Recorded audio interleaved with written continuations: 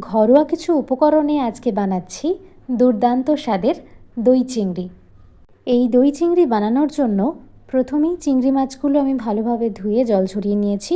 এরপর এতে হলুদ আর নুন মাখিয়ে দই চিংড়ি বানানোর জন্য মশলাটা তৈরি করে নেব।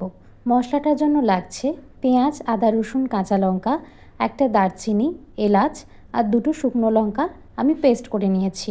এরপর একটা মিক্সিং জারে 3 চামচ টক দই আর 3 থেকে 4টি কাজু বাদাম দিয়ে আমি একটা স্মুথ পেস্ট বানিয়ে নেব।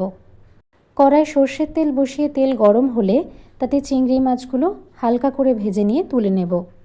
এরপর মাছ ভাজার তেলেই দিয়ে দেব কিছু গরম মশলা। ফোড়নে দিয়েছি দারচিনি, এলাচ আর লবঙ্গ। ফোড়নের সুন্দর গন্ধ উঠলে তাতে আদা, রসুন, পেঁয়াজের পেস্টটা দিয়ে দেব। এরপর এতে হাফ টিস্পুন জিরে গুঁড়ো, হাফ টিস্পুন ধনে গুঁড়ো, সামান্য একটু কাশ্মীরি লঙ্কার গুঁড়ো দিয়ে মশলাটাকে ভালোভাবে কষিয়ে নেব।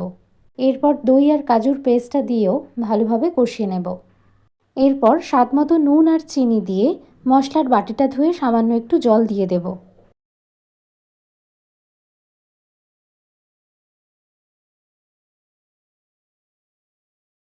গ্রেভিটা ফুটতে শুরু করলেই তাতে আগে থেকে ভেজে রাখা চিংড়ি মাছগুলো দিয়ে দেব আর দিয়ে দেব কয়েকটা কাঁচা লঙ্কা।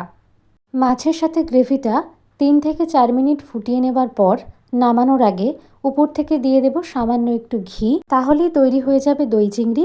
আজকের রেসিপি কেমন লাগলো কমেন্ট সেকশনে জানাবেন।